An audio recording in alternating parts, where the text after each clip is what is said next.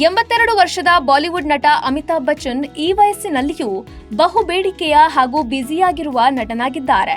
Reality shows, ಸಿನಿಮಾಗಳು, real ಎಸ್ಟೇಟ್ಗೆ ಸಾಕಷ್ಟು ಕೆಲಸಗಳನ್ನ ನಿರಂತರವಾಗಿ ಮಾಡ್ತಿದ್ದಾರೆ.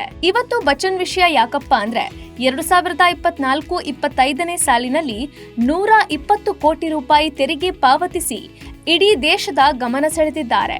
ಬರೀ ಟ್ಯಾಕ್ಸ್ ಇಷ್ಟಿದೆ ಅಂದ್ಮೇಲೆ ಅವರ ಆದಾಯ ಎಷ್ಟು ಎಂಬ ಕುತೂಹಲ ಮೂಡೋದು ಸಹಜ. ಅದನ್ನ ನಾವು ಹೇಳ್ತೀವಿ.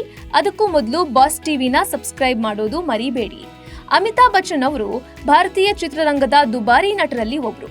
ಒಂದು ದಿನಕ್ಕೆ ಇವರು ಹತ್ತತ್ರ 1 ಕೋಟಿ ರೂಪಾಯಿ ಸಂಪಾದನೆ ಮಾಡ್ತಿದ್ದಾರೆ. ಕೌನ್ ಬನೇಗಾ ಕರೋಡ್ಪತಿ ಸೀಸನ್ 16 ಇವರು ನಡೆಸಿಕೊಟ್ಟಿದ್ರು. ಇದಕ್ಕೆ ಅವರು ಪ್ರತಿ ಎಪಿಸೋಡ್ಗೆ ತೆಗೆದುಕೊಂಡಿದ್ದು ಬರೋಬ್ಬರಿ 5 ಕೋಟಿ ರೂಪಾಯಿ. ಇದರಿಂದಾಗಿಯೇ ಅವರ ಗಳಿಕೆ ಹೆಚ್ಚಿದೆ. ಅಲ್ಲದೆ ಭಾರತದ ದುಬಾರಿ ಹೋಸ್ಟ್ ಕೂಡ ಆಗಿದ್ದಾರೆ.